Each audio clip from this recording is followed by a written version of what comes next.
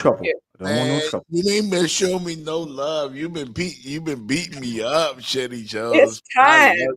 It's time. I'm feeling good because we got a guest, my friend, and y'all be nice to him. Ask some interesting questions. He's excited. He's so excited to be here. Let's pour these drinks around. Hello? Hello, I'm trying to reach Jasmine Crockett. Yeah, who is this? This is Terrence. I'm a president over here at OBB out of the Dallas chapter. What is OBB? How did you get my number? Okay, I got your number from Benjamin Crump. He gave me your number. And OBB is Our Black Businesses. I've met you before. Didn't you work at Lee Merritt's office for a while? Civil rights attorney? We worked together for a second. Yeah, we worked together for a second, yeah. Okay, I was actually working at Lee's place. I think you had just gotten there when I was leaving. But I wanted to give you a call because here at OBB we got a bit of a problem now. We were about to get an award from the Dallas Morning News. We was about to get well, congratulations. That's awesome. Well, no, we didn't get it. So we was about to get a Benchmark Business Award, which came with a $2 million grant where we could help a whole lot of black businesses. Now, the problem is we was denied that, and they saying they denied us from some stupid that you said on TV. What? They saying that we got denied of a Benchmark Business Award. They supposed to give us $2 million. We was going to help a lot of business with this. But some that you said on TV, and now they hesitant on giving black organizations any kind of fund. Well, it probably ain't nothing that I said. It's probably something that Trump didn't say. It ain't got nothing to do with me. At the end of the day, we need you not to say nothing for the next 4 years, because this gets created a big problem. Yeah. Sir, I don't even know. Okay. I'm going to have to direct you to my staff. I only continued this conversation because you said that you knew Benjamin Crump, and Crump is like a big brother of mine. So if he gave you my number, he does not do that lightly. So I'm not really sure what's going on. He is a friend of mine as well. The problem is that the that you saying is the problem that I got, and I'm trying to get you to be quiet before you. Some of these Republicans is good white folks. You know what I'm saying? Sir, go ahead. Well, name them for me. I mean, I don't have it. But nevertheless, I don't know how you got my number, and I'm gonna have to have a conversation with Ben because we have never had this type of situation, and I am sorry that you felt like I had something to do with you losing your award. Listen, I want all my black businesses to survive and thrive. And so if there's anything that we can do. So what are you doing? What are you doing, Jasmine? What are you doing for black businesses? What are you doing? I do a ton. If you are familiar with the leadership under Pete Buttigieg with the Department of Transportation, the things that we did was we tried to insulate black businesses from an incoming crazy regime like the one that we've had, to make sure that they could still get those contracts to be able to go out and work on these big infrastructure projects and things like that. And I honestly have a great relationship with the black businesses in my community. I'm surprised that I've never met you. I work with the Black Chamber of Business, and we always do events together. And I would love to bring you and your organization into the fold. But I gotta go. But you can call my office, and my staff can help you. So you ain't got time for black people. You ain't got time to talk to me. No, you got to go. You got to run. I always have time. But this is getting a little bit more hostile than I typically like to deal with, because if you've seen me, I know how to pop off, and I don't want to pop off because I understand your frustration. You're talking about losing $2 million. So I get it, but I would rather be productive and figure out how we can get that money back for you. I know people at Dallas Morning News, and so hopefully I can assist you with that, but I can assure you that that money doesn't have anything to do with me and anything that I've said. They saying this is behind some shit you definitely said. You said some shit on TV, and this is the reason why they holding back on giving us the grant for my organization. Okay.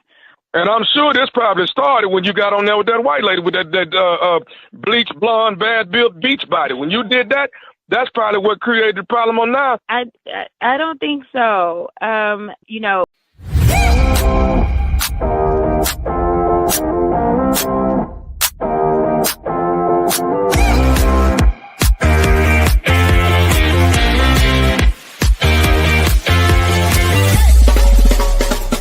The Jeff Fox Show, brought to you by Remix Sports Media.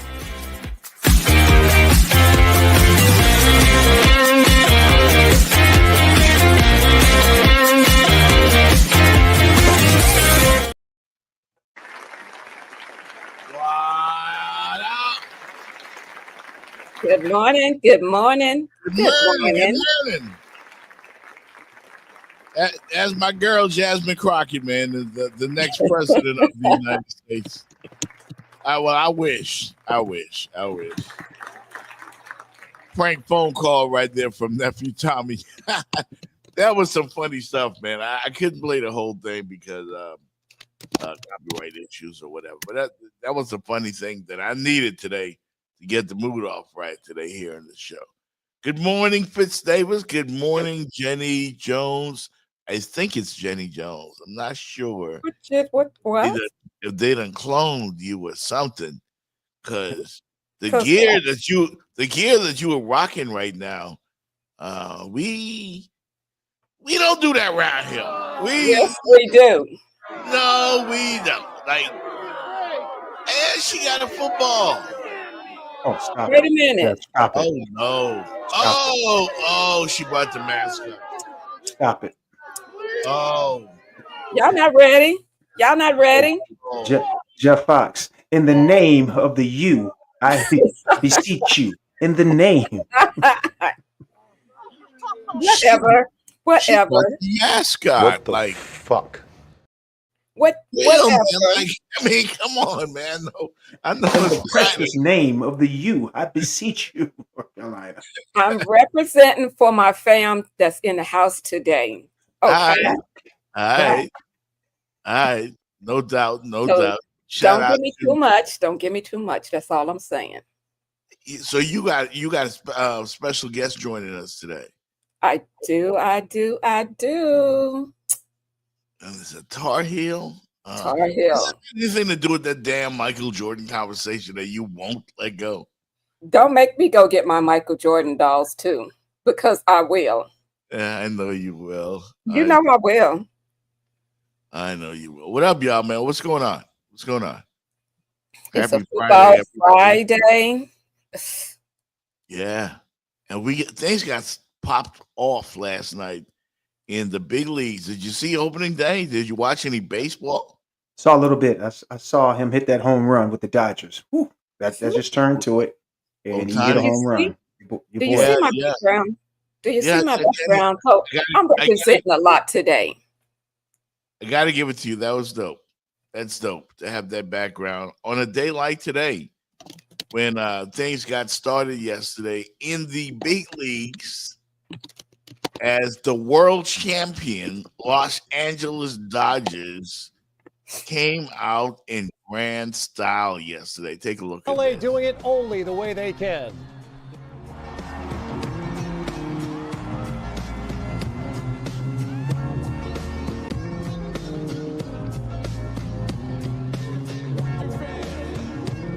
Dodger fans, make some noise.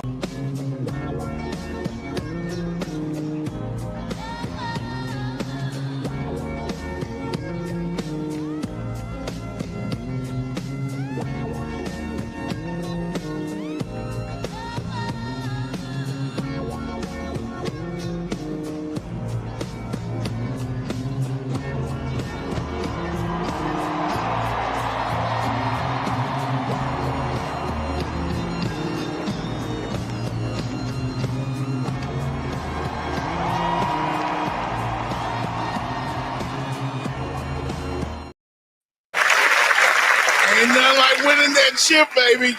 Okay. Something Fitz Davis knows about. What we got to do to get somebody to be rolling up for the Miami Marlins? What we got to do? We're going to have to pay him. We're going to have to pay him, man. The Marlins have won, though. No, the Marlins, I think they got 2 chips. We do. We got some chips in the history. So I don't know how the hell that happened. Yeah.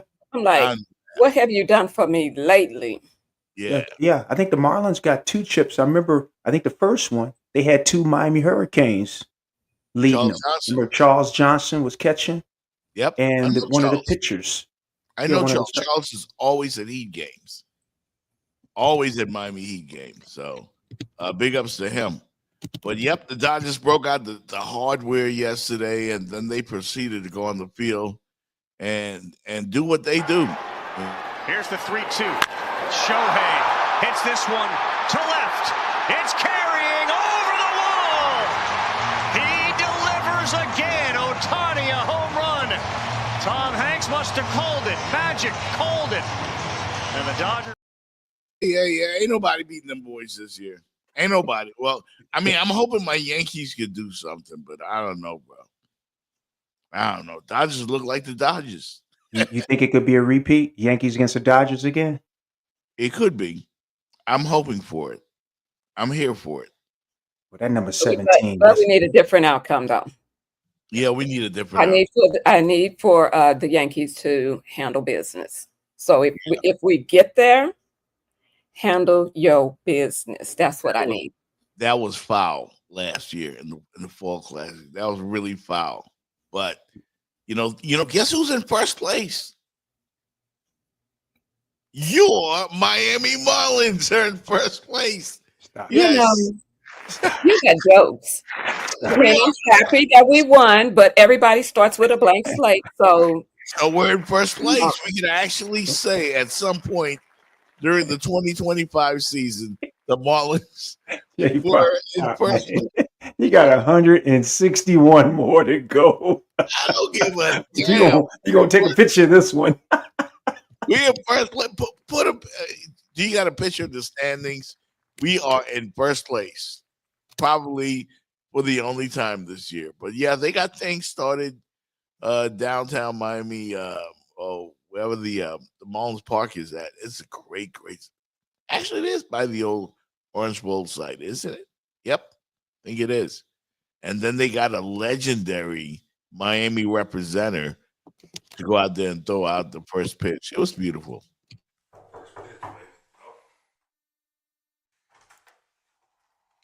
Hola, what's up? Easy, buddy. How you doing? Come on in, man. Got your gear for opening day. Look at this. All right. Awesome, man.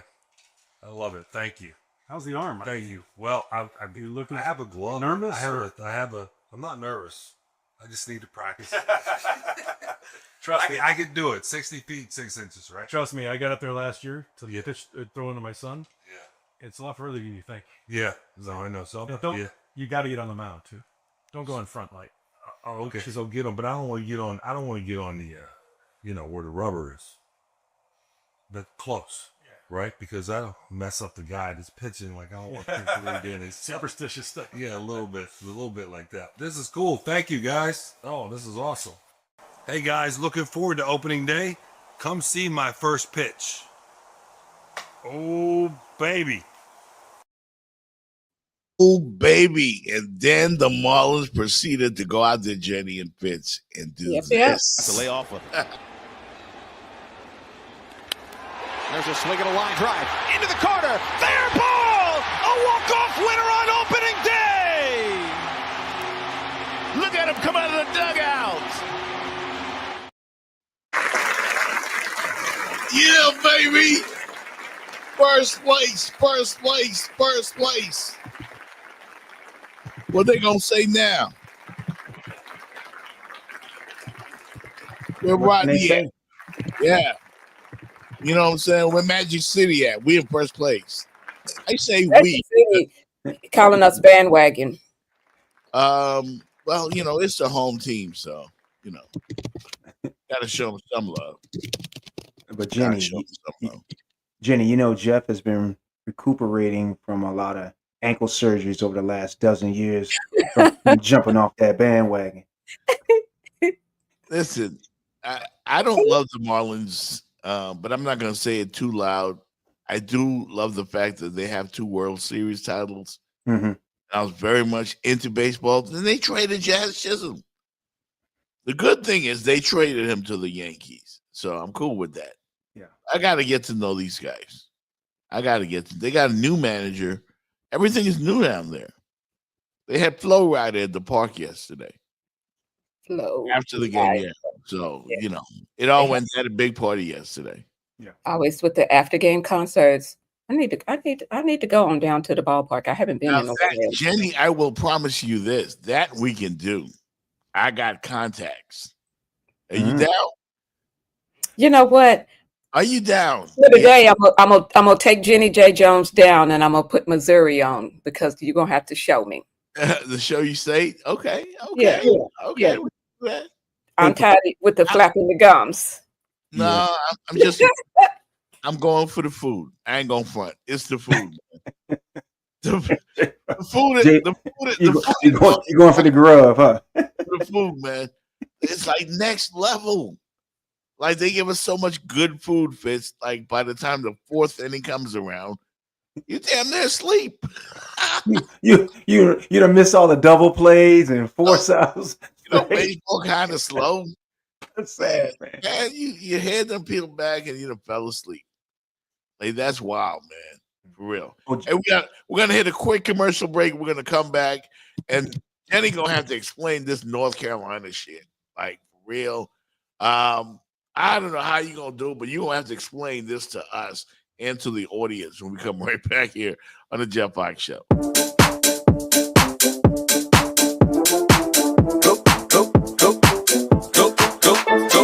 shorty, it's your birthday.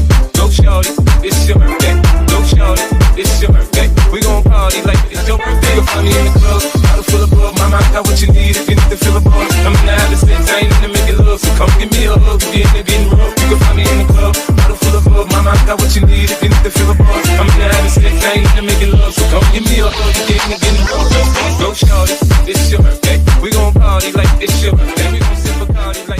What up, it's the world-famous DJ Ep Saturday Night Ride on LL Cool J Rock the Bells Radio, Sirius XM Channel 43. Now, when I break bells with them legendary artists, when they got that new joint, that exclusive new joint for me to break, I break it on LL Cool J Rock the Bells Radio on the Saturday Night Ride, all right? All you new artists, we want to hear that new stuff too. We break them over here. Yeah, holla at your boy, DJ Eps.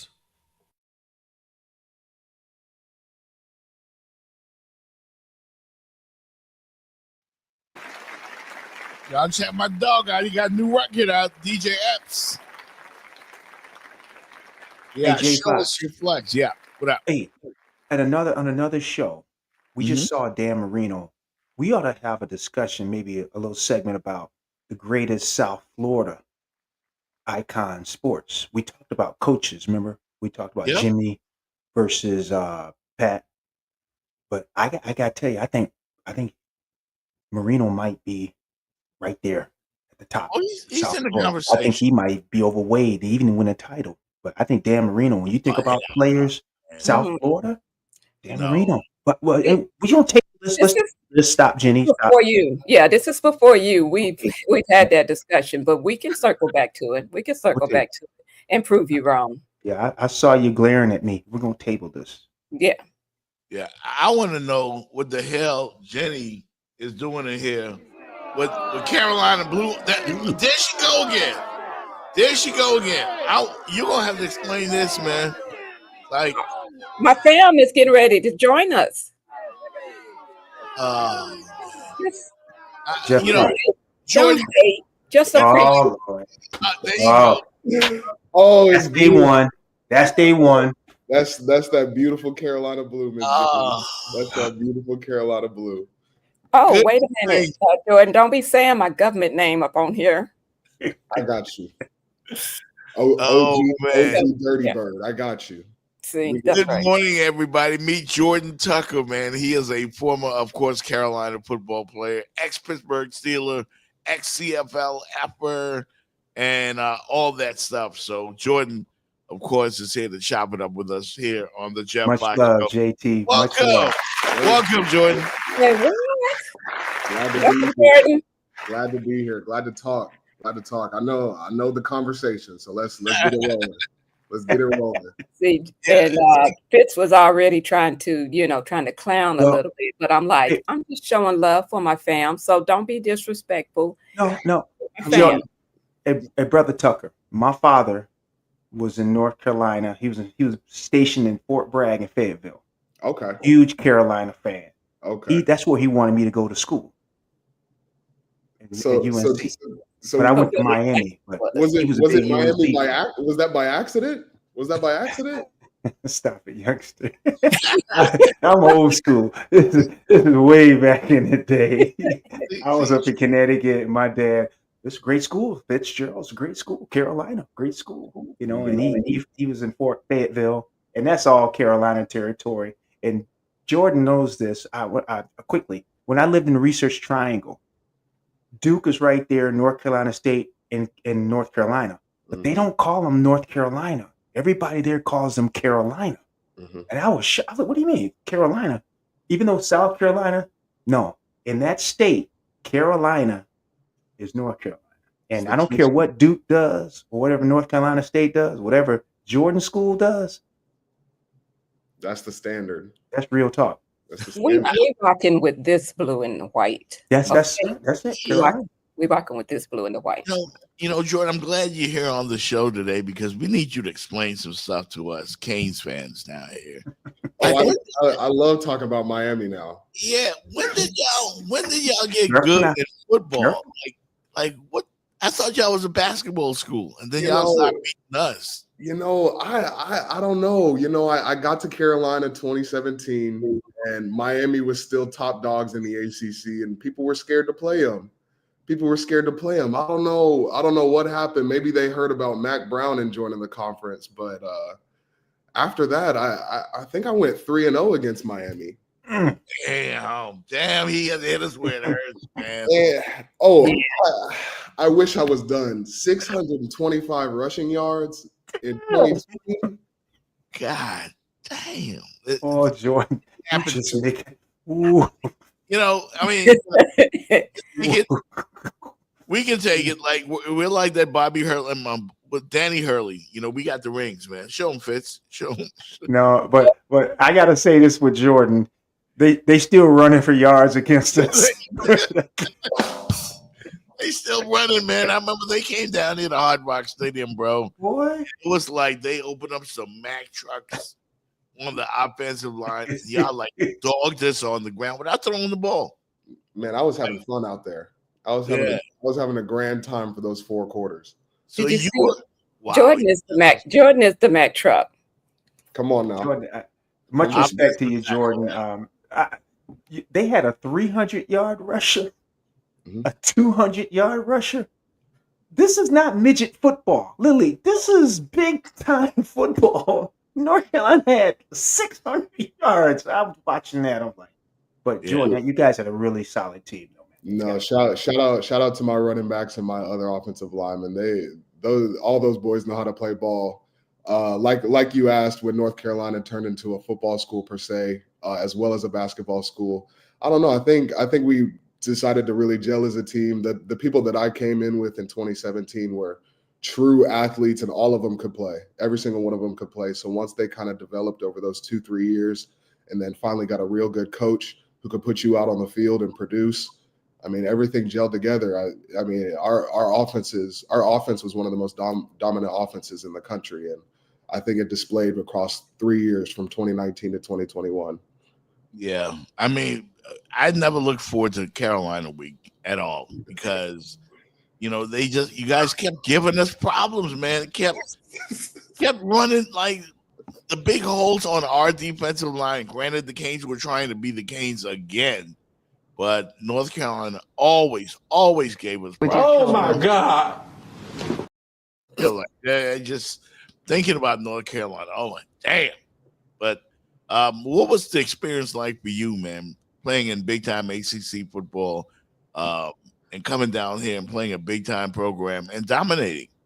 I mean, wow! I mean, playing in the ACC was a blessing. It was a true blessing. I know.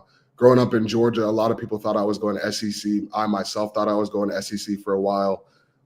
It came down to South Carolina and North Carolina being a part of my top 5, and something just spoke out to me about North Carolina. Not whether it was the team, whether it was the academic prowess, whether it was just the organization, whether it was the 40-year decision, not just the 4-year decision in terms of North Carolina. Everything just kind of spoke to me when it came to making my decision going there. But in terms of my time there, the first 2 years were rough. They were very rough. We were, I believe in total, we were 3 and 18. Ooh. in 2 years, or 3 and 15 in 2 years, some crazy number like that. But we weren't winning games. We weren't producing. We had 23 season-ending injuries, and 15 of them were torn ACLs. Wow. So when it came to our strength program, our nutrition, everything was just out of works. But when Mac came in 2019, I mean, he changed everybody's lives for the better. Him and his wife they came in and they asked every single player, what do y'all want changed about the facility, the nutrition, practices, even class schedules? How do y'all want to work this so we can be a good team? And that really just blew me away, and it blew the entire team away at how he just wanted to hear from us. And we decided we chose our leaders within our team, and those leaders presented all problems, and he got them fixed within. I mean, it was lightning fast how we asked for a new players lounge. Was, yeah. We had a new players lounge within 2 months of him being there, and then we had a new turf within 4 months of him being in there. And wow. I mean, that's none of that. I don't know if any of that was Booster's money. It could have been just his money, because we know how Mac Brown gets down. We know he's been getting paid for a long time now. So yeah. I mean, he really did change the culture, and the players that I was able to be around, it shocked me. It shocked me how good everybody was. It shocked me how we gelled together. It shocked me how we bonded as a team, and we could step outside of football and still be the same people and still see each other as brothers, and then come back on the field and dominate. And then when it came to playing in the ACC, some of the big places, some of the loud stadiums, Virginia Tech, good Lord. Yeah. Lane Stadium is nothing to play with. That Enter Sandman is in my nightmares. It's in my nightmares because I haven't won at Virginia Tech either, and that's a little sensitive. You know what? You guys developed a home, like a rabid fan base as well, because I hated to see the Canes go up there at night, especially to play night games, man. What was different about playing daytime games compared to nighttime games, especially there?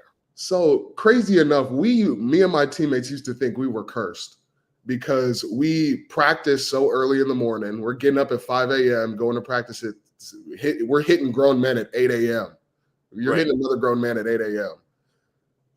Our noon games were our best games. Those were the games where we came out firing. We had 20 points in the first quarter. Defense is getting stops. We're turning around. Everybody's hyped up, excited. Then you get to those afternoon games, those night games, and we're getting to a slower start. We're not as locked in. Everybody's kind of tired throughout the day. And I think that came down to we just practiced earlier. So our bodies were just naturally ready to go hit something earlier as opposed to late at night. Me, on the other hand, I like when those headlights are on. I like when those lights are shining down on the field, and you got a dark sky, not a cloud in the sky up there, just all these fans screaming. Just the atmosphere is insane. Notre Dame, Florida State, Miami. I mean, some of these atmospheres are just insane when it comes to night games. And in Lane Stadium, again, we started at noon and it ended up being a night game because we went into 6 overtimes. So I mean, yeah, I love a night game. I love it. But as a team, I think all of my Tar Heels will agree. We were dominant at noon. We were a scary team to see at noon. Jordan, I'm sorry. Jordan, Jeff, if you will let me, Jordan, as a former player, I played back in the 80s, early 80s. Mm-hmm. Now, let me go. I'm going to set this up. As a student, I don't ever remember going to bed before midnight. Then I played football for 4 semesters. How are you guys able? Now, I still don't understand this. To be able to have practice at 7 when I know. Now, you can't say it to the audience, but I know. Uh-oh. I think and that's probably because he's going to say something foul. No. Are we good? Yeah, we're good. Was I getting ready to get? I think that was the FCC about to get me. Yeah. Jordan, explain to the audience, how are you guys able to practice at 7 a.m.? Because I don't know how the Miami guys do it. We used to practice at 3:30. Mm-hmm. We have film at 2:30. You get there at 1 o'clock, get tape. We watch tape at 2:30. You get on the field at 3. You finish up about 5:30, quarter to 6, and you come back at 7. Mm-hmm. How do you guys practice at 7? So the most basic and I think obvious answer is these kids have all the energy in the world. It doesn't matter what time you tell them to get up. If they're getting paid to get up, them kids are gonna get up. Yeah, I'm right. If they're getting paid to get up now, the way they're getting paid, they're gonna get up. They're gonna get up at 4 a.m. if they tell them, which I was told is sometimes, and I wasn't getting paid. Right. But it's very. I think it's very easy to get up. I think, especially nowadays, they put in so many protocols and placements to where you have to allot a specific amount of time for a player to feel like a student and like a college student as well. So there's no more 2-a-days. There's no more. There's no more. You have to be back here. You can choose to be back here and choose to bring your time in the locker room and choose to spend time in the weight room and in the film room. But we can't force you to be in here. So we're gonna bring you in here at 5. We're gonna bring you in here at 5. Team meeting 6:15. Practice at 8:30, and you're off the field at 11. The rest of the day's yours, unless you got to live. And they getting money, Fitz. And they getting money. And that direct deposit is there when you're wiping off the crust in your eyes. You got to check. When you see a little notification on your bank app, it makes it a little bit easier to drive into work. Jordan, no hate here. Much love. I am so blessed for you and for you guys for what we did years ago. I'm so glad you guys are partaking of it. And I just hope you guys are just good stewards and you take it forward. So y'all keep getting broke off, get paid and doing it. But Jordan, there's no way I could have made a 7 o'clock practice. Hey, listen, I had some struggle moments. Trust and believe. I had some struggle. I'm not a morning person myself. I'm not a morning person at all. But I was up. I'd make sure my nutritionist was my best friend. She had my go shake. I had a little shake it up real quick and take it, and then I'm up ready at 7 a.m. for practice. Didn't ask her what was in it. Y'all related, Jenny? Are y'all related? Because y'all, I mean, I've taken them as my fam. His mom is like my best friend. Absolutely. One of my best friends. And we go to she'd take me to the games. And that's why I said I'm representing for my fam today. Yeah, I saw that signed football. Yeah, that signed football. That was Jordan's number, right? Yeah. Of course. Bigger than football. That's Brian McKinney's number. And my questions, well, I've got a couple of questions here. So number one, did the fact that Michael Jordan, see, I know, he'll be all right. He will be all right. Did your namesake, Michael Jordan, influence you kind of going to North Carolina? And also number two, speaking of coaching, you said your coach was a big part of getting your program turned around. What do you think Bill Belichick is going to do for the program now that he's, he's the head man in charge? So absolutely. Remind me of that first question. The first question is, your name is Jordan, and Michael Jordan he played basketball, but he was in North Carolina. So was that in any way influence your decision to go to North Carolina? Great question. So my mom's a hooper. My mom was a hooper, and that basketball blood runs deep. Basketball is my first love. Football is just what I'm better at. That's how I grew up. That's how I've always felt. I'm great at basketball, but I'm better at football. Okay. So crazy enough, I knew Michael Jordan went to North Carolina growing up. Everybody knows Carolina Blue. They got the best basketball gear.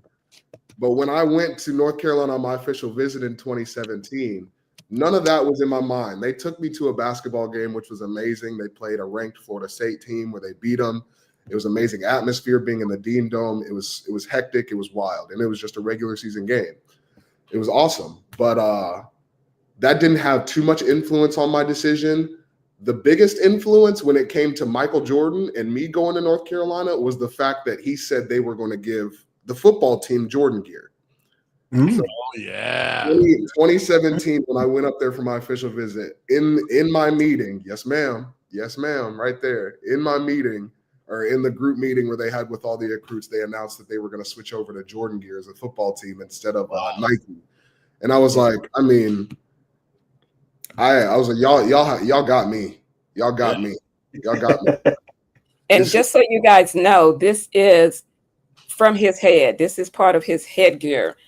I got gloves. I got the gear. You know, I got the football. I'm ready to go out and play and tackle somebody. I think I'm gonna tackle Jeff Fox. No, yeah, Michael Jordan. He definitely he didn't have too much influence, but the Jordan gear, what he's done for the school had more influence on him actually going to the school. Because we're gonna be honest, I didn't see Michael Jordan one time, and he promised to come out to some football games, and he didn't. So you know, he is the GOAT. The GOAT is kind of busy sometimes. You could do what you want. You could do what you want when you're that age. Just don't make promises you can't keep. That's all I'm saying. Well, there's one other GOAT that went to North Carolina. Oh, yeah. For number 56, I do believe. And he's down here in Miami a lot. How much does the legacy of the great Lawrence Taylor still linger around that football program? They talk about that man as much as they can. Any excuse when it comes to toughness and it comes to there's good players, there's elite players, there's your star players, and then there's just dogs. There's just dogs. You think of your Travis Hunters, you think of your Ashton Genchis, you think of your Cam Wards, you think of your Lamar Jacksons, your Derrick Henrys, your Jamar Chases, just dogs. There's elite players, and then there's dogs. Lawrence Taylor was a dog. Oh. He was someone that could wake up and roll out of the bed and get 4 sacks in a game. Wow. Yeah. He's someone who, if you really needed to, could have handed the ball off to on offense. Mm-hmm. And with how they Jordan, do today's game, he could have done it. I'm repping my Kane gear, and we got Hall of Famers all on NFL, but I have to lay it down. Your school has 2 of the greatest to arguably play either basketball or football. Mm-hmm. I mean, you got to put Jordan. We got him as GOAT, and Lawrence Taylor. That was my hero growing up, watching him. Number 98. I saw him in North Carolina. He's one of the greatest football players ever, any position. And again, with my Kane gear, I got to give it up to LT and to his airness from your school. Real quick, Jenny asked you a question about Belichick. Like, yes. He's won Super Bowls. Is the winning pedigree? Do you think that can translate? So I think it's going to be a lot harder than people think it's going to be. I think it's very difficult to go from college or from the NFL to college, just because not only are you dealing with, especially nowadays, because not only are you dealing with college students, but now they're getting paid as if they were already in the league. Yeah. So it's going to be difficult. It's going to be real difficult because now you don't have the maturity when it comes to getting paid as much as you maybe did in the professional league, where in New England, you knew if you got drafted or to New England, you knew what it was coming with. You couldn't say that about many other teams. You can maybe say that about Pittsburgh, and really only just Pittsburgh. Pittsburgh's downhill and they play hard defense. That's Pittsburgh. That's Pittsburgh game. It's been Pittsburgh's game, unless they had Big Ben and AB back there to where they could air it out. But when it comes to New England, you know what you're going to get. You're going to get discipline. You're going to get not the best players, but you're going to get a team that's going to play the best on Sundays. That's all they want to do. And I think that's what Bill Belichick's going to try to translate to college football, which is going to be it's going to be a lot more difficult. You got a lot more schemes to worry about. You got a lot more players to worry about. You got money involved. You've got school involved. What if a player is not academically eligible to play that weekend? You still got drug tests. You've got players that make mistakes. You've got to deal with this in and out stuff that you might not have had to deal with as a head coach in the league. But now you've got to deal with recruiting too. You've got to go out. You've got to go out on the road. You've got to fly across the country to go meet a kid.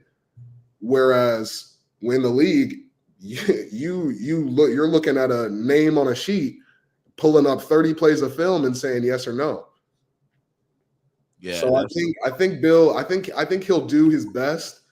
Do I think it's the answer for North Carolina? No. I really wish they would have went with somebody younger.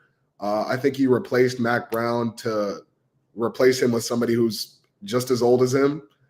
And I think it's a new age. I think it's a new day. I think a big part of football is paying players. If you want to be competitive, you got to pay your players. Yeah. To my knowledge, we're not the best at paying our players. I think we have unlimited funds when it comes to being North Carolina. We've got all the donors in the world, but we have to pay these players. If you want a 5-star general, you got to go pay a 5-star general. And that's I don't know if Bill has that connection. I don't know if he sees that because he's so old school with his. And I mean, but his method works. So if it works, it works. But I just don't see how it translates well into college football in this day and age, with NIL being so just pick and choose where you want to go. It's not. The only real positive you can say, not real, the only positive, but the biggest positive that you can say for Bill is if you go to school there, you have all the connections you'd want right there. For 4 years, you get to build that relationship with Bill to where he has the perfect place to put you. So that's a great positive. I think that's good for, like, honestly, the kind of players that North Carolina puts out now. I think he's more in that development stage. So I think it's going to be a difficult transition. I just don't want to put 70 points on the board against JMU again. That's it. Yeah. We just can't lose to James Madison by a basketball score. So as long as Bill does that, he's good in my book. Book. Well, what about the so-called the Patriot way that maybe he's going to try to bring to North Carolina? I mean, like your players can't talk. You can't do. It was a bunch of you can't do. Right. You can't do. And now Brady talks about that. He's like a whole totally different person now that he's not under the Belichick way. So do you think that may be a challenge as well with the players, because you're talking more younger players that are in development, and with the NIL, how does that how is it going to translate for him? I would say that's a great question. I think with the transition and how college football is going again with NIL, it's just very up in the air. It's very, very up in the air. It's very tomorrow's going to bring something brand new. And I don't know if Bill is necessarily equipped for that routine yet, to where things are going to happen like this. I think things do happen quickly in the NFL, but you have a longer season. You have a longer off season. You have a longer time to kind of put all your eggs in one basket if you want to. And it's going to be interesting to see how with these younger players he relates to them, because with Mac was such a player's coach, and I don't think that Bill is a player's coach. I think he's a coach that's going to get you to where you want to go if you want to put that work in. Right. But Mac was so worried about us being happy that sometimes that took away from us competing and winning games. So I think it'll be good. I think Bill can get us some wins. I think with NIL, he's going to do a great job of recruiting the right guys. We've got a 4-star quarterback now that's working out in spring ball. So I think it'll be a good challenge for Bill. Well, I do want to ask you question. If I can, well, I'll let you go first, and then hopefully it won't be my question. So don't. Okay. But go ahead. Yeah, I simply just wanted to know with the upcoming draft, like. Oh man. Who was that your question, Jenny? That was my question. Go ahead. All right. Definitely, I'm a Shedeur guy. Definitely a Cam guy. I think Cam is going to be the first player picked. He won't be. The Penn State guy is. But, I mean, which quarterback do you expect the most from coming out of this draft? See, I like that question. Not who's going first. Who do I expect the most from? Mm-hmm. So I think naturally I want to say Cam Ward, because I think he's going to be put in the first position to actually do something. I think I think there's 3 landing spots for these first 2 quarterbacks. It's either going to be Tennessee, Las Vegas, or Cleveland, or New York. So really 4. Oh. New York just picked up Russell Wilson. I have no idea what New York's doing, but when has anybody known what New York's doing?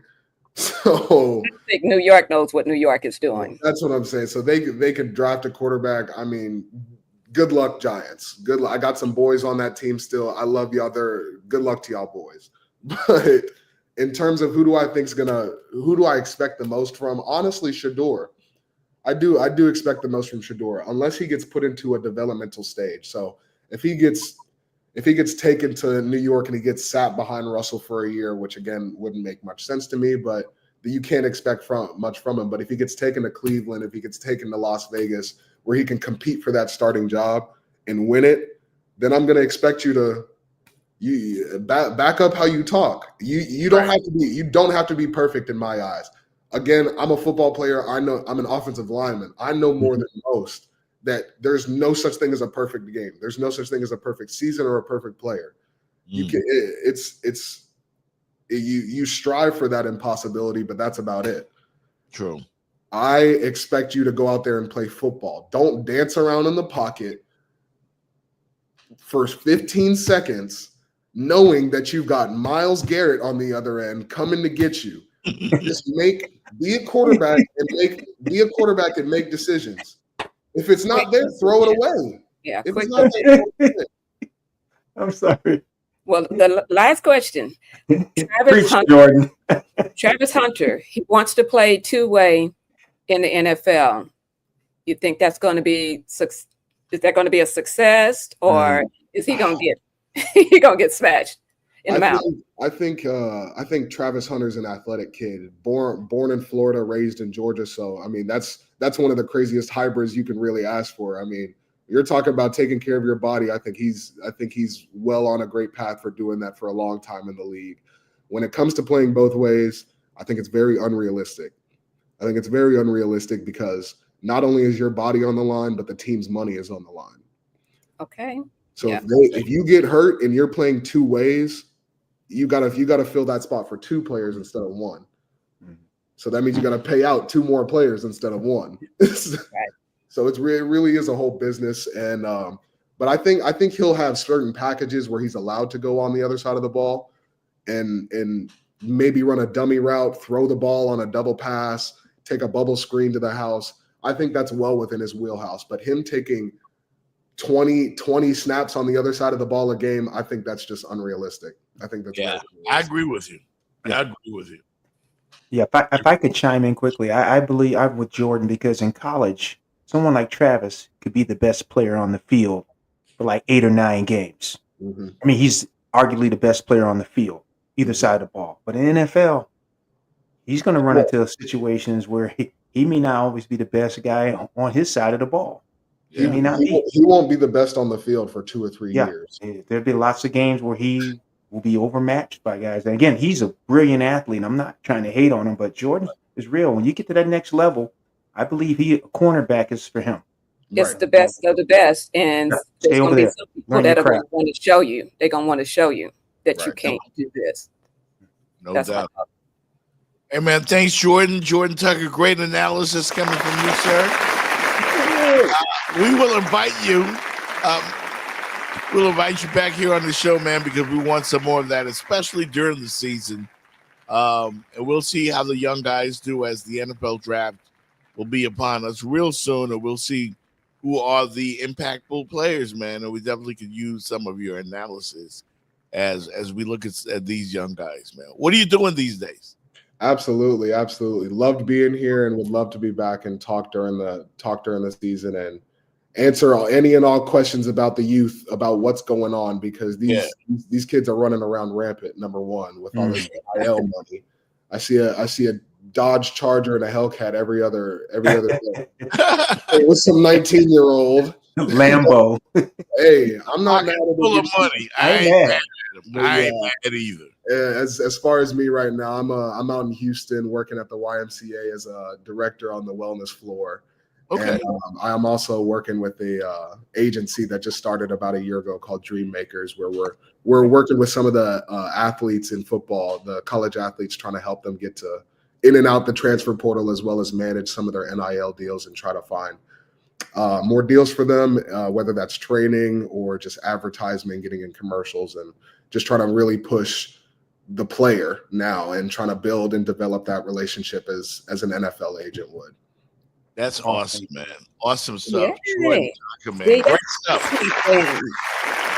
Great stuff. Hey, let me real quick. Are you guys are they working on giving like older players or guys that just recently missed the NIL money? Like, is there some like me? Come on, kid. Help a brother out. I hate to inform you, but they did come out with an NIL settlement payout for former players. But what's the cutoff? It is only from the years 2016 to 2020. Oh. Damn. Fitz just missed it. Fitz, you just missed it. Just missed it. I am blessed. I am blessed to have played all 5 of those years, so I'll get the full sum of that settlement payout. But a lot of the athletes that paid or that played Division I football for about 4 to 5 years, they're looking at a settlement anywhere from about 100 to about 100 anywhere from like 100 to 160K over the course of. Woo! I love it. So it'll be a 10-year payment. It'll be a 10-year payment over the course of 10 years where they Damn, Jenny, you know what that means? That means Jordan and them brothers, they owe me. Listen, I owe my big brother, I owe my trainer, I owe my coach. Like Jeff Fox, I'm coming for you, man. That means when we go to Houston, Papa Do's is on Jordan, man. For real. Papa Do's. okay. I got the best street tacos in house. I got the best street tacos in the town. No doubt, man. We appreciate you, homie. We'll talk to you again, and take care, man. Keep doing what you're doing, and make sure you put that. Can y'all see that? In the Can y'all see that? Not really. Well, there's pretty late. I can see that's me after one of our games. Yes, ma'am. Oh, nice. I hope that wasn't a game you beat Miami to death. Was that? I don't know. I was smiling pretty hard. It might have been. Yeah. Unfortunate and fortunate. So I was a winner either way. My fam was playing, so home team lost, fam won. I win either way. Joe, you must feel real good about yourself blocking on some 9th grade guys. That day. Jalen Phillips? Yeah, that day he was a 9th grader. You guys were pushing him around. Good Lord, 625 rushing yards. I sleep there every night. Yeah, don't remind me, man. Thank you, Jordan, man. We're gonna come back and talk some LeBron James Thank right y'all after. so much. Thank y'all so Be much. good, Jordan. Appreciate Bye, you. Jordan. Thank you. Bye.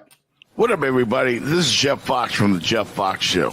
I want to invite you to a real Bahamian party, a great place that you can get the island food that I'm talking about as fish fry right here in beautiful Miami. Come to the backyard.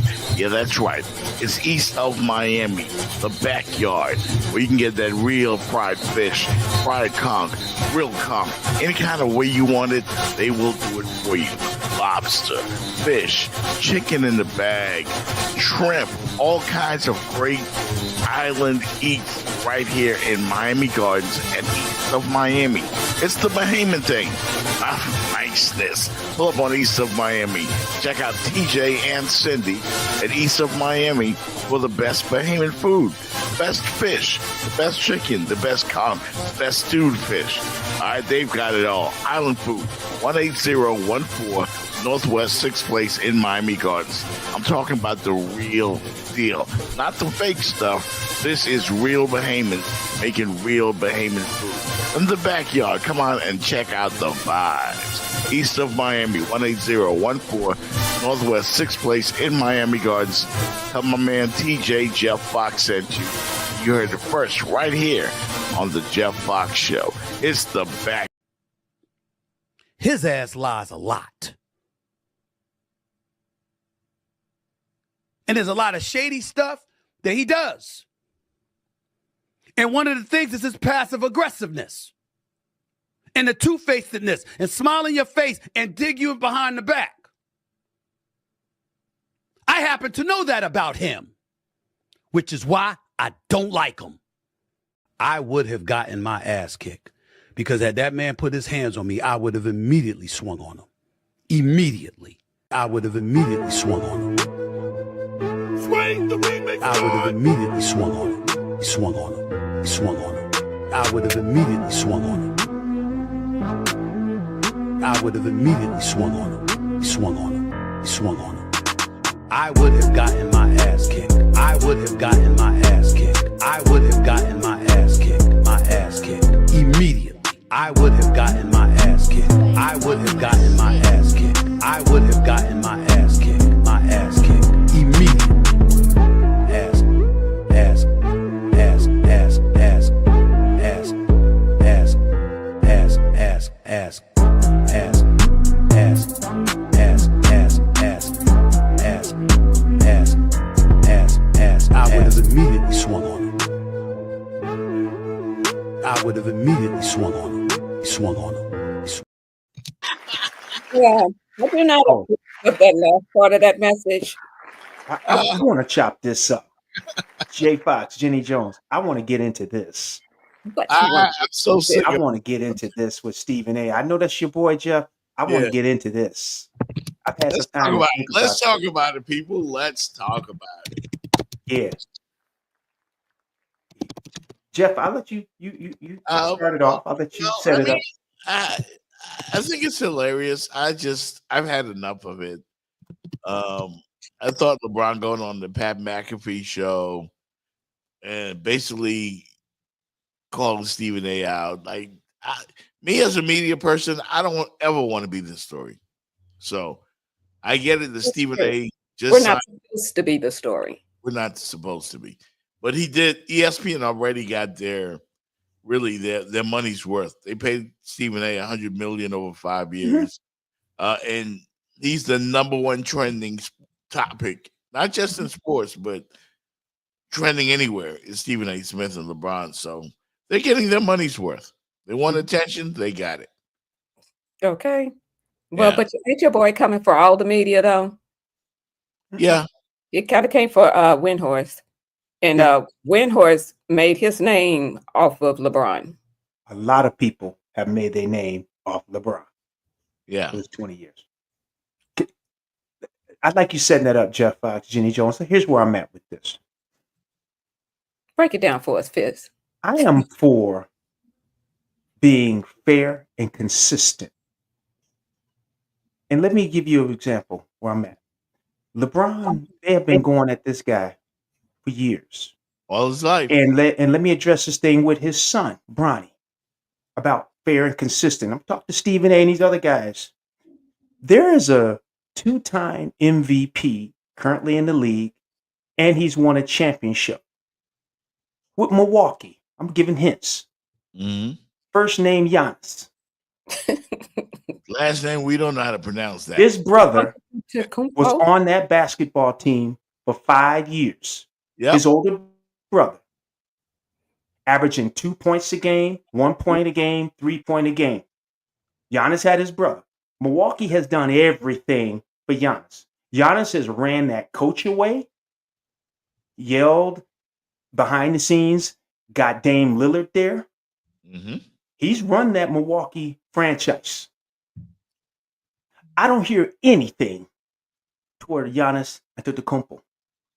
Now, again, his brother was on that team 1 point a game, was a 51st draft pick. Never heard Stephen A. nobody going after that. Now, you're going to go after Bronny with a heart attack, 55th pick. And he's averaging, what, Stephen A. say 0.0 a game. Yeah, now, but you're going that way. Now, again, I'm going to give it back to you. Your boy is in his 22nd year. Giannis is actually probably one of the top 3 players in the world. Milwaukee ain't nowhere right now.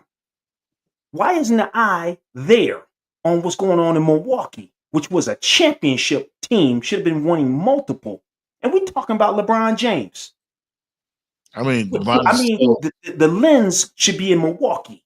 Yeah. You know what I'm saying? Let's just be consistent and equal with it. And I just give you one more. You have one of the 3-time MVP in football. Is it 4? And he's been jacking around Green Bay for years that he was going to retire. He jacked up the Jets franchise. Not sure if he wants to play.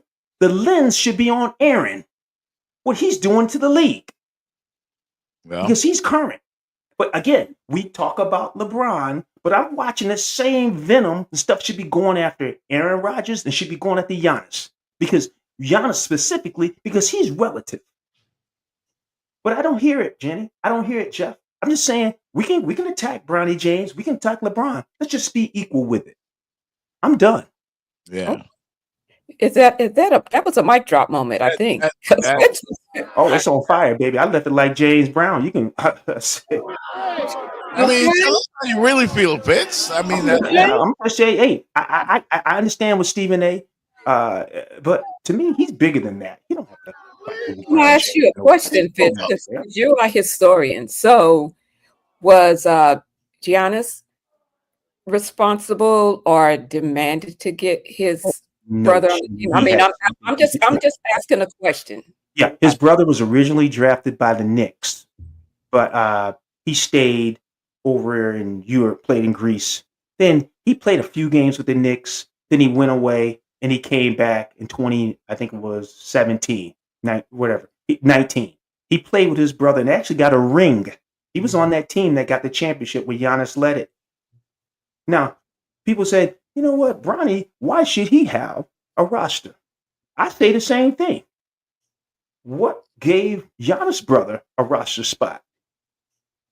Giannis. And I'm not going to even argue with you. Fair. I didn't hear nothing. All those years, I heard nothing about Giannis' brother on that team, averaging 1.2 points a game. Yeah. Okay. I think you need to send this clip to Stephen A. and see what we don't need to send this. What happens is this. People are prisoners of the moment. That's true. And they need to keep a thumb drive like your boy. I keep a thumb drive. I don't do receipts. I keep thumb drives. It's just a bad day for me to defend LeBron because I always defend LeBron, and you don't have to. And I will continue to defend LeBron. There's nothing wrong with what LeBron did as far as getting his son in the game. Nothing. The game owes him that. They owe him. They owe Michael Jordan. They owe Kobe Bryant. LeBron is either number 1 or number 2 on the GOAT list. So he gets to do what he wants. He's definitely not number 3. There's no one. It can only be, if there's anyone better, it can only be Michael. What Kobe?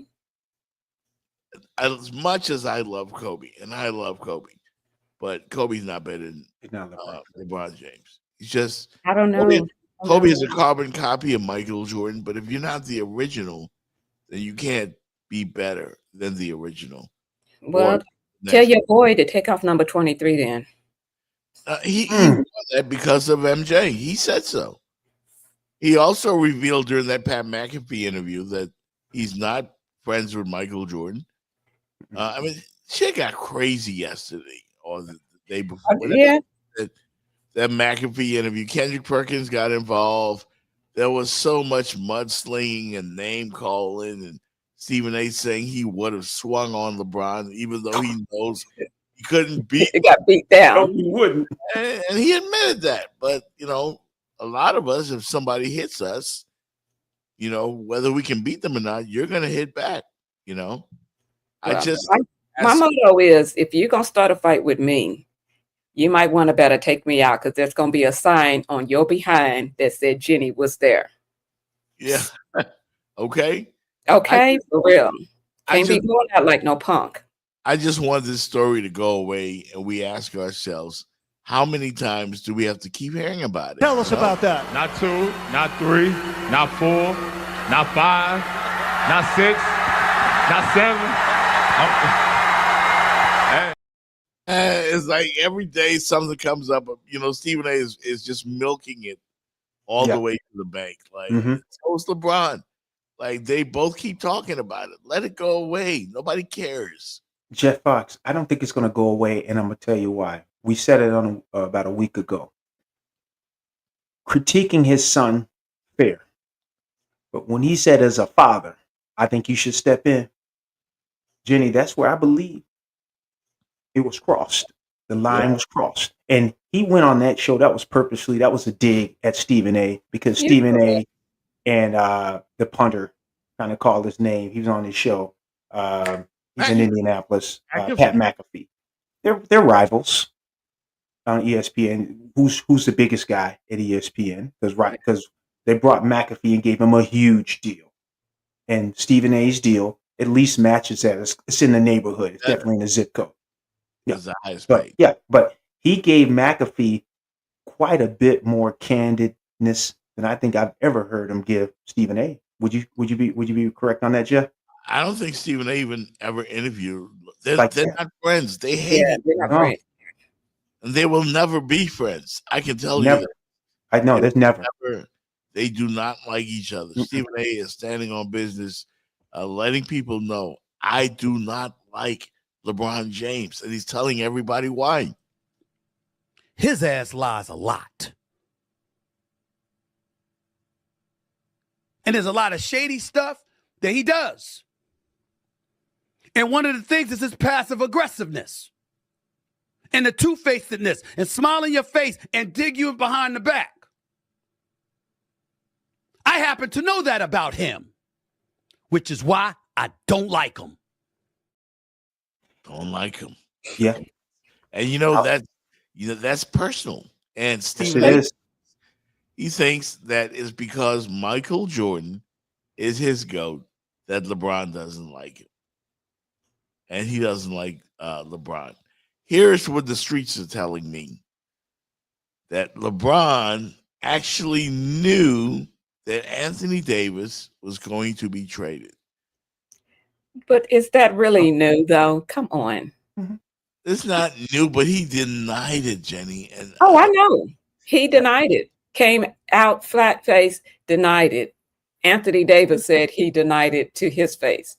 And then he denied it to the rest of us. And I'm like, yeah, LeBron James, the pull that we all know that he has, that trade wasn't going down without him knowing. Of course. We know that. Say what you want to say. It wasn't. This goes down, Jenny. It goes down all the time, Jeff, in the business world. Yeah. Attorneys, you cannot divulge. They know things are going to go down, and they'll be asking them point blank, and they will tell you no. I don't recollect. And even when it's over, because you sometimes you are held by NDA or something, you can never discuss it. True. And he's locked in with that Lakers organization, and he's got to. He can't say. Yeah, and that's understandable. Like I just didn't like everybody coming for LeBron's head, which I thought he deserved some of it. But folks, don't act as if, and these Jordan fans, like for real, like, you guys, like the way you protect Michael Jordan is mind blowing. Like Jordan had a gambling issue. None of that stuff ever came out. And if Jordan played today in the age of social media, in the age of, Twitter gangsters and all this stuff, Jordan didn't have to deal with that. But he didn't love them. He didn't love the media either. And I could prove that to you guys. On or off the court, Jordan guarded his carefully tilled public image. He has an awful lot of clout. And I've heard from more than one person that if you step outside the bounds of how he wants you perceived, then the word will get to you. I'm very image conscious, probably more than I should be. We wrote a story about him in Sports Illustrated when he was trying to play baseball. And I think the story was fairly sympathetic, but the cover was Bag It Michael. And he, to this day, will not talk to this magazine. Jordan enlisted the media in his efforts to stay balanced on the high wire. We protected him more than I'd like to admit. When his first child was born, he hadn't been married yet. He says to a couple of the beat writers, including me, I really would appreciate it if you didn't put that in the newspaper. because we know he's had the baby, who was Juanita, who's, you know, became his wife, and they were going to get married. And so I say, sure, Mike, we won't do it. And we don't. I mean, we just simply protect him because he asked us and because we were concerned as well about what the public reaction would be. Michael Jordan is the Teflon athlete of our generation. Everything just fell off of Jordan. You couldn't win any points in the media if you said or wrote something bad about him. People didn't want to hear that. Certainly when it comes to Michael Jordan. Yeah. People I have don't a say that. I have They a don't question. say that. I have a question for you two. Mhm. So I think you can, and you guys tell me whether you agree or not. I think Michael Jordan was just so beloved by the media that they all wanted to be in his good graces. Mhm. I think, you know, and when I looked at the time when I got to be around LeBron, I never got the warm and fuzzies when I was in the locker room with him. Never got the, you know, I never got the warm fuzzies. And he was also kind of, you know, short with the media, you know, XYZ, here's my answers, and I'm gone. You know, so I'm asking you, is that the difference? I mean, Michael Jordan was just, like I said, I want to be like Mike, and he was just so beloved by the media that as the media people, you wanted to protect him. I'm asking, what are your thoughts? Can I address this, Jeff? Jenny, I'm gonna go back to my thumb drive. Uh-oh. Michael Jordan, when he was in his heyday, Ahmad Rashad was the one person had kind of access to him more than anyone. Other reporters wanted it. I believe I'm trying to think that the writer, the sports writer in Chicago, wanted access to him, but Ahmad Rashad had the most access to him. And they were afraid at that time. Michael Jordan was basketball. And with David Stern, everything was around him. So when you say you want to be like Mike, yeah, the commercials were there, but there was not that much access to him. I think what Andre Kramer was just saying. And he was a Teflon Don. And if you think about this, Jenny, I'm getting thumb drive. When he walked away from the game for those 2 seasons, we as media, they didn't really touch that topic. It was sad what happened to his father, awful, but really didn't just delve all deep into it like they deep dive today. And then he came back, and it's just like it never happened. Am I correct? It's like it never happened. He was back. He was number 45 for that. Then all of a sudden he went to 23, and it's just like 91, 92, 93 just merged right into 96, 97, 98. Just it's like that time was gone. Yeah. So, but like I said, that would speak again to the popularity of him, to fear. Also, well, that too, popularity and fear, you know, a good balance of, I think, of each, because, you know, some of the things that he was doing on the court was just so mythical, magical. I mean, you know what I'm saying? And unbelievable. Jeff, can I say this too? Jenny, the reporters today, they report more stuff now than they used to. They knew about like those excursions and things like Dennis Rodman, like they had on that thing where they say Dennis took off for 3-4 days. Carmen Electra, he was there in Las Vegas having a good time. They kind of kept it hush hush. We didn't find out about that till we saw that show during COVID that Dennis broke away. You can't do that now. Oh, but it's so much. Everyone to be reporting on it, what happened, and I'm sure there were things that happened to other ball players, not just Michael Jordan, that were kept in house. Because I believe back at that time, Jeff, I think the relationship between the players and the press was a lot more cordial than it is now. I don't see the cordialness now. It's like I'm gonna report it. We're in the day and age of social media, where people are consuming their news through social media. So there's a race to get the scoop. There's a race to get the news out there. So content. We need it. We need it.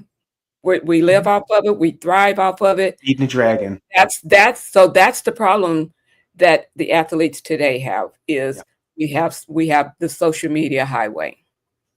Yep. And what LeBron said during the McAfee interview was, we tired of y'all. Like, stop, get off our backs. Like, leave us alone. We're tired of it.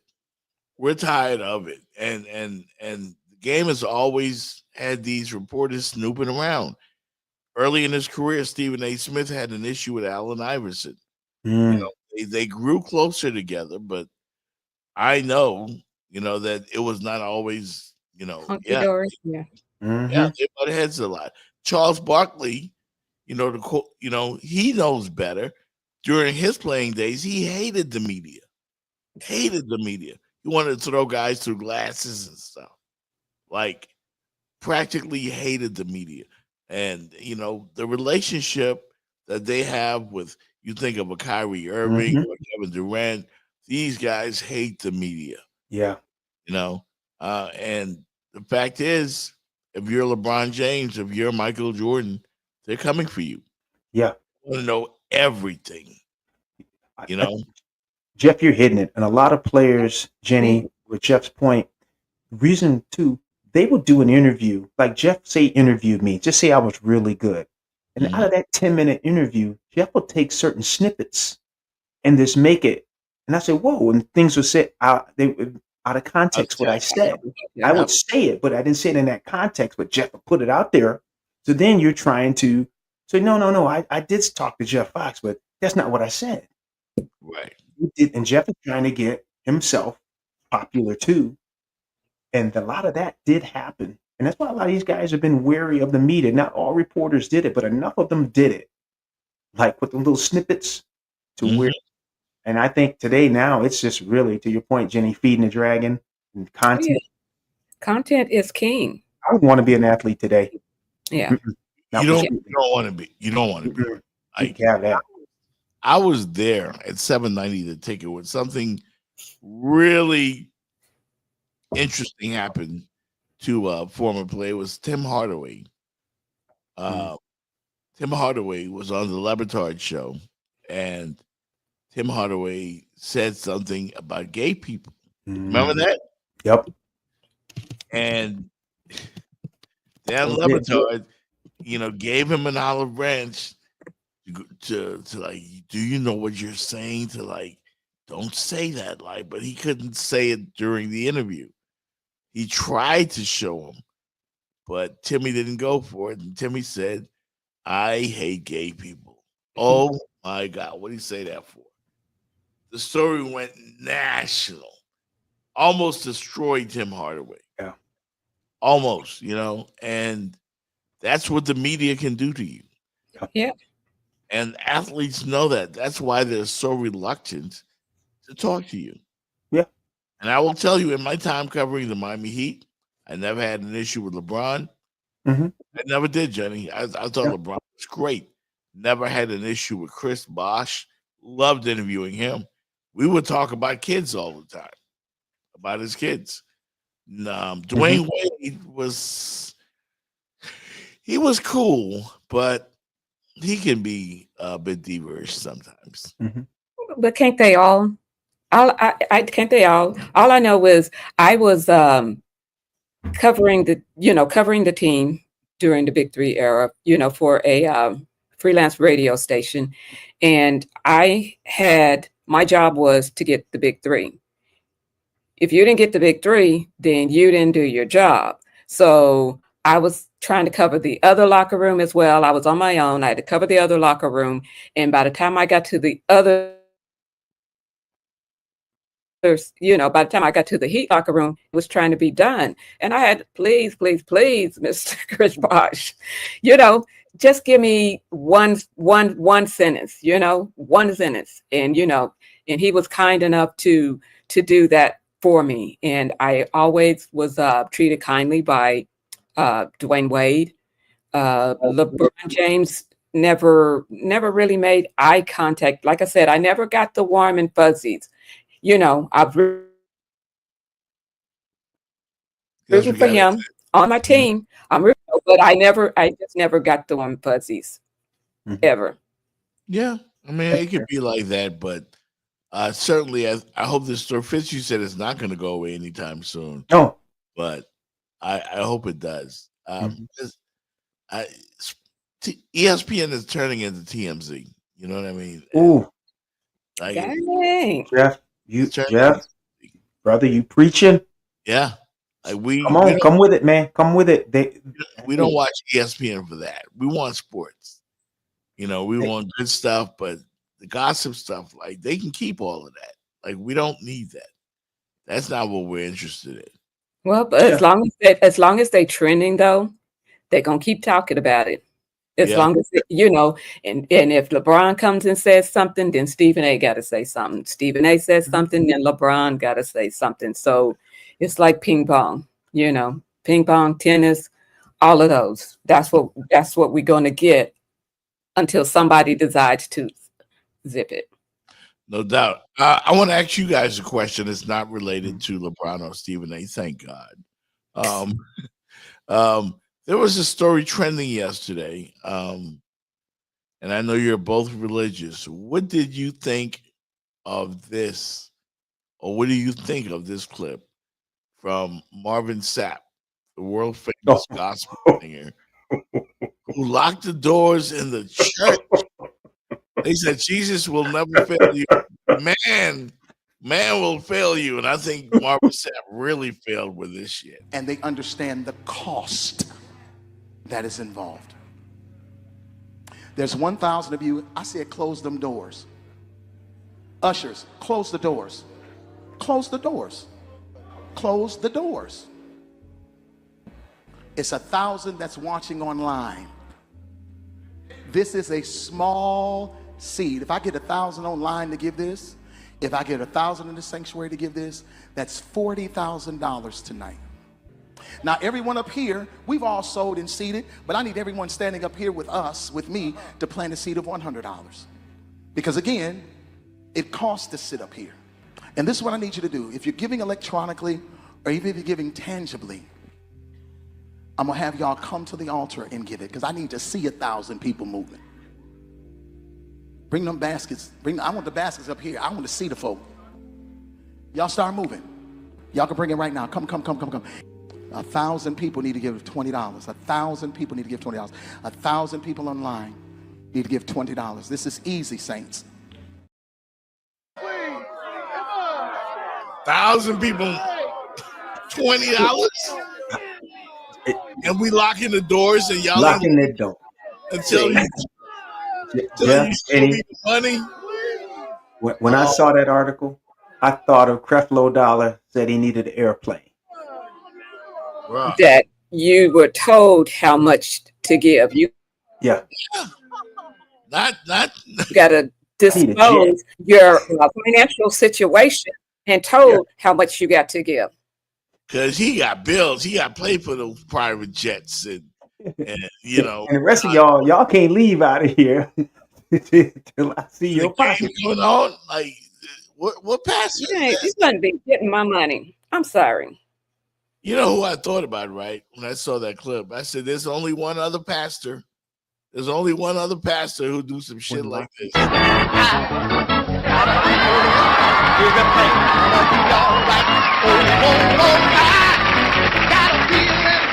Everything's gonna be alright. I got a feeling everything's gonna be alright. Be alright. Be alright. Be alright. Here we go. Done told me everything's gonna be alright. Oh, Holy Ghost whisper. Go by. That was it right there. Hey, Jeff, it made me think about Arsenio Hall and Coming to America when I see that. I never even seen Dr. Lonnie Love from that show try the people like that. Marvin Sapp tried them people. Yes, he did. He tried them. This is what we've come to as a society, though. Lock the doors. I said lock the doors. Damn, bro. I'm picking that lock. Man, I'm somebody picking it, and I'm getting out. Hey, Jenny, I know this is God because he can't make it like this. He got no own high. He can't make it like No. You ever been in church? You ever been in church when it's like, man. Trust me, growing up, the games, of course, the NFL games started 1. Yeah. And around 12, 15, you start looking at you tell that pastor, hey, man. And then he goes on them southern churches too. Come on up. And they stand there for an hour until somebody just go ahead and get up so that they'll sit down. Yeah. Hey, pastor, let's get to that part about. Come on. I know you guys want to go home and watch the Dolphin game. Raiders about to kick off, man. We not going nowhere till I know somebody in this place. Hey, let's get to the benediction now. Let's get to the benediction. Now we waiting. We ain't going home until somebody comes down front. May the Lord watch between me and me. Come on. $20 more. Like, really, dude? $20 more. Ooh. That story went everywhere yesterday. And I wonder how he's going to explain that. Jeff, were you in that $50 line or the $100 line? I was in the $2 line. Seriously, I was in the $2 line. What line were you in, Jenny? I'm in the 15-cent line. Using that copper and silver line like me. Copper line, because you're not getting silver. You know how to do the pump fake? You ever did? Or no, or be one of those ones to where you put your hand in the basket, but you coming back out with it, not putting it in. You coming back out with it. Hey Jeff, I used to pass it like this. I wonder when that tradition. So many passes. Yeah, man. These boy, I tell you, he's not gonna be able. That one there is gonna be that's gonna be a meme for a long time. You can't leave. Oh yeah. You can't leave. Lock the door. I said lock the doors. Like, bruh, like what? And you can't even be locking the doors. It's like a fire code that you can't be locking the doors, locking folks up in the account. Yeah. Isn't that against the law? Yes, it should be. Kidnapping. You can be and charged with video. Kidnapping, and it's on video. You can be charged with mass kidnapping. And they understand the cost that is involved. There's 1,000 of you. I said close them doors. Ushers, close the doors. Close. Did he get the 40,000 though? That's what I need to know. He probably had a car payment or had to pay for a jet. I mean, pay for that fuel for the plane. Marvin Sapp had one of those great songs, Never Would Have Made It. Yeah. Like he almost destroyed that, the good feeling he got from that song right there. I had to see him off my streaming. Yeah. Yeah, I don't see nothing good about that demand for money and we locking the doors. Because the Lord says he wants you to freely give. Give from your heart. Because when it comes from your heart, he knows you want to give it to him. He don't even demand. He says that you should give, but he don't go in there in your pocket and he don't be locking no doors and say that you gotta give. He said he wants you to freely give or you don't give it. Freely give or don't give it. No doubt. Hey, we're almost towards the end of the show, guys. I did not want to mention this today, but I kind of have to. The end of the Bulls game last night with the Lakers. I mean, LeBron has had a bad day today on Friday. First, we kill him about the Stephen A stuff. And then, he's probably the first player that I know of to win a game and then personally lose the next game. Like LeBron was the hero on Wednesday night as they beat the Pacers at the buzzer. Mm-hmm. And then it was really on LeBron for causing the Lakers to lose last night at the buzzer all on LeBron. And to all the naysayers and basketball savants that don't know nothing about basketball and telling me I should have shot that shot in Miami instead of passing to Cam Reddish. Well, I did the same thing tonight because I trust my teammates and I make the right play every single time. 12 seconds left. Bulls have to hurry. Uh-oh, nigga, you cooked. Get it into Vucevic. Quick pass to Williams. Big shot for three. Good. I make the right play every single time. Point game, 9.8 left. Oh, loose ball, Giddey, the steal. I know that ain't who I think it is. And now there's a steal by Bird. Underneath the DJ, lays it in. Right at 1 second left. What a play by Bird. Playoff game. Miller for three, and he got it. Reggie Miller with a clutch tray, and it's 105-102. And a steal. Miller retreats to the three-point line and hits again. Tie game. 2-point game, 9.8 left. Oh, loose ball, Giddey, the steal. Right for the lead. Big time plays. Make big time plays. Kobe, White, Sub-Zero. Bang, bang, bang. Doncic took the final shot before that. Here's Reeves. Reeves straight to the cup. Lays it in to take the lead. Bulls are out of timeouts. 2 seconds left. Timeouts. 2 seconds left. Giddey for the win. Go! Oh my God! I cannot believe this. Elizabeth, I'm coming, baby. Oh, in your face, nigga, in your face. It hurts, don't it? It hurts. Burns, doesn't it, nigga? Ooh, that. Well, LeBron, kind of the direct opposite feeling of. He had to go take out him trying to play.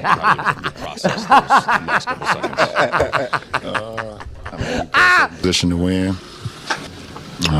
But still put ourselves in position to win. Horrible turnover by myself. I make the right play every single time. I make the right play every single time. Two bad plays at the wrong time. Oh, it's 2025. They got video right there. I made the right play every single time. See, Jenny, you couldn't do this. See, a 95, like when Barkley and AI said stuff. No, they couldn't do it like how Jeff Fox just showed. That there was nothing like that back then. Yeah, LeBron did not make the right play every single time. That time. Times two. Yeah. If I can say one thing, I know we get ready to close up the show. Jeff, I'm going to pick on my friend up there in the top right corner with the Carolina. We need to get a jar, a $5 jar. Every time Michael Jordan is the GOAT is brought up, money need to go in the jar. I love that. I wonder if Miss Jones, boy, she might be going to the bank get a loan because she found a way today with Jordan Tucker. I just got to ask this question. Whatever. Did Michael Jordan have anything to do? Yeah, you love you some Michael Jordan. Damn. Did you not? You know what? His name is Jordan. What you want from me? His name is Jordan. Jenny, Jeff is right. I thought he was picking on you, but you always find a way. No, I don't. Sometimes he brings it up, and I be dogged if I'm not going to say something if he brings it up. Fitz, well, I need for you. I'm calling you after the show. I'm calling you. Yeah. You got more turn. You got more turn on you than a spinning top. He's just calling out the obvious. That's all. Whatever. I'm just saying. I'm probably Magic City thinking the same thing. You know what? Did Magic City say anything? I'm just thinking he might be thinking the same. Magic City might be thinking what I'm thinking. Why does Jenny always bring up Michael Jordan when Jeff Fox is talking about the Raiders? And that's okay. My sis said, "Stop coming for me." Okay, just stop. That's every time LeBron does anything, good or bad. Jordan. No, I don't. I do be sending y'all a lot of clips, though. Every time I find some good ones, I send them to y'all. Jewel says, "Stop messing with my little sis." That's right. Hey Jeff, did you see that? Shira. Did you see that Marvin Sapp video Yeah, but that Michael Jordan showed me the good shot. Whatever, Fitz. Whatever. This is not Whatever Wednesday. This is Football Friday. So I need for you to stay on topic. I love you too. Jenny is swinging, but catching a whole lot of air right now. Whatever. I'm not worried about y'all. I'm secure in my presence. Yeah. I'm secure. What a great guest. You know you got a lot of love over here. Everything's we love you, Jenny. It's out of love, Jenny. It's out of love. I told you my name is Missouri, so I'm gonna need for y'all to show me and quit that double team and stop it. You know what? Before we go, there's a local politician here that I wanted to give props to. It's the Miami, the commissioner of Miami-Dade District 1, Oliver Gilbert is his name, and he used to be the Miami Gardens mayor, which is the city in which I live. And they brought jazz in the gardens and a lot of other stuff, but considering the climate in the country and all the stuff that's going on around, every time you turn on the news, Donald Trump just signed an executive order. And the stuff you started the show with in our conversation earlier. I was really touched by something that Oliver Gilbert did earlier this week for some young kids here in Miami that he took to the South to show them some real Black history, something that the current administration is trying to erase. And it's people like Oliver Gilbert in positions of power to do something about it that are actually doing something about it. And I absolutely love this. Mr. Flame, we've been talking to you about essentially, it's the idea that there's some fires that you can't let be extinguished. When Dr. King talked about building the beloved community, he understood that your efforts had to be unceasing, meaning they could never be stopped. Because when you build something, if you don't support it, it regresses, it breaks. This flame symbolizes that. It's the ongoing vision, it's the ongoing fight, it's the ongoing effort, it's the continuous moving forward towards something that's extraordinary, something that's better, something that's good for not just some people, but everybody. He was a brilliant man. I admire him probably more than I admire most, because I don't know that I could do what he did. I don't know that I could let somebody hit me and not hit back. I don't know if I could do that. But I do know that we have this country, we progressed in this country because of what he did, because of his strength. Because he believed in us in ways that we didn't believe in us. He believed in them the ways they didn't believe in themselves. And he believed that there could be a time when there was no us or them, but there was a we. We work towards the we as the beloved community. This community where his children, your children, my children are judged by, not by the color of their skin, by the content of their character. By who they are and what they do and how they behave. Not by what you see in a preconceived notion of prejudice. This represents it. It's a special place, and I'm happy that you all got it. Thank you.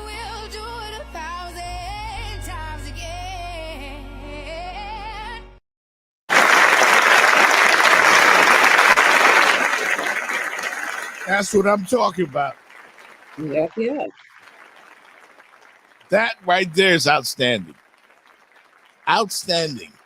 We got to keep the education going. Got to keep it going. Is under attack. Everything that those great people did is under attack. And it's good to see people like Oliver Gilbert take our young people and take them right to it and let them see it. And guys, he didn't just stop there. He kept going. Like they got to go to what was it, Selma? They actually got to walk on that bridge. Another bridge. There's always going to be an Edmund Pettus bridge. Always. Always. Listen, Edmund Pettus, he was a brigadier general for the Confederate Army and a high-ranking member of the Ku Klux Klan. He was a grand wizard of the Ku Klux Klan. That's what he was. Yeah. There's always going to be another bridge like that to cross. It might not be the actual bridge crossing the Alabama River. It might be something in our communities. There's always going to be some place you have to go, and there's someone who wants to stop. There's always going to be. Your job is to always keep going. But when they tell the story of this bridge, they tell the story of Bloody Sunday. They also tell the story of Turnaround Tuesday. Yeah. But they tell the story of victory because they were ultimately marching for civil rights, voting rights, human rights, and they won. But what we didn't know then, but we do know now, is the victory wasn't permanent. It's that we have to do things to actually reinforce the victory. We have to continue to fight. We have to continue to cross those bridges. I brought you all on this trip because I need you to get it. Yeah. Yeah. Wow. I'm sorry, man. That was everything. That was everything. And timely, you know? Yeah. Timely. Very timely. Because when we came in here, Fitz was saying something about the Smithsonian. James Smithson from the Smithsonian Institution. He was the founder, donated the money, almost 150 years ago. James Smithson. And that's where they named the building and all the history. He wanted to go to Washington, D.C., and they could learn about everything about the history. It was in that. And trying to get rid of history from James Smithson. They just want to destroy it. Like I never saw the story. Can you tell me more? It just came out another executive order about addressing what they call wokeness in the Smithsonian. And that, again, the Smithsonian Institution, if you visited Washington, D.C., it's like one of the places. I guess it'd be like if it's Disney World, it's like it's a small world ride. You're going to go there to the Smithsonian and trying to do with the curators and people there and change the information in there from what it truly happened to what people want it to be. Yeah. Sad. Yeah. Well, it's good to see people again like OG Oliver Gilbert get our young people and take them to these historical places, and let them see the history. Because if we stop telling the stories, what happens to the future generation? Oh man. And I'm not here to get on those soapbox or whatever, but to me, what Oliver Gilbert did is Black excellence. We need more Oliver Gilberts. We need more Jasmine Crockett's. I don't care what side, really, I do care what side. I do care because I don't want to get all into the politics, but the Democratic Party, I'm not looking at them as a pillar of strength right now. They need new leaders. They need new voices. And I love an America where you have on both sides, Republicans, strong Democrats. That what makes a great country. Always. Yeah. Let's hope we can get to that. If our guest today is a perfect example of where a lot of universities with their presidents and athletic directors, they need to address young men like him because he can help them make their programs better. Yeah. Jordan was just so exquisite with his explanation, the questions we asked him of why something could work. Why? Because he said these are the young people today. Right. Jordan gets it. And surprising, no one from that organization in North Carolina talked to players like Jordan. Hey, who do you think could run our program? Because you helped build it and take it to the next level. No one even talked to someone like him. And that's, that's what we need. Like that, the future. The future. No doubt. We've come to the end of the show today. Final thoughts. Jenny, you got anything? Good job by you with I knew you were going there. I knew you were going there. I knew she would go there, bitch. But don't ask me. But no, for real. I want to thank our guest, Jordan Tucker, for coming by and blessing our show, with his knowledge, his intellect and his Black excellence, No doubt. Because the young man was on point. He was on point. And, that's all I want to say is thank you. No doubt. Fitz? I remember when Michael Jordan scored 63. Mm-hmm. See, you're trying to clown me, but that's okay, Fitz. Man, I saw that game. He had Bird and the mat. They couldn't stop him, Jeff. 63. Oh man, Fitz is trying to clown me. Okay, I got you, Fitzgerald. Fitzgerald. Fitzgerald. Oh man, I'm trying to get my exercise on. I'm not answering my phone. Yes, you are. Oh man, it's been a great show, guys. I want everybody to have a great weekend. We'll chop it up some more next week. All right, it's been real though. Great show, and enjoy the NCAA basketball and more baseball this Well, weekend. they just getting started. Yeah, Marlins and Pirates. 1-0. Those Marlins, 1-0. Let's go. Some people may not want us to leave, so lock the doors. Lock the doors. And they understand the cost that is involved. There's 1,000 of you. I said close them doors. Ushers, close the doors. Close the doors.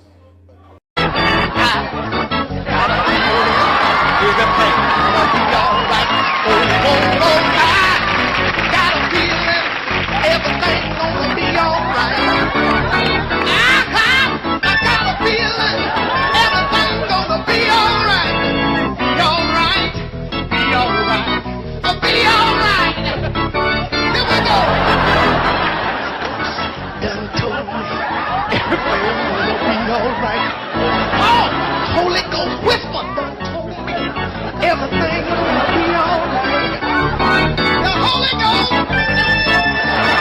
everything gonna be all right. All right. Be all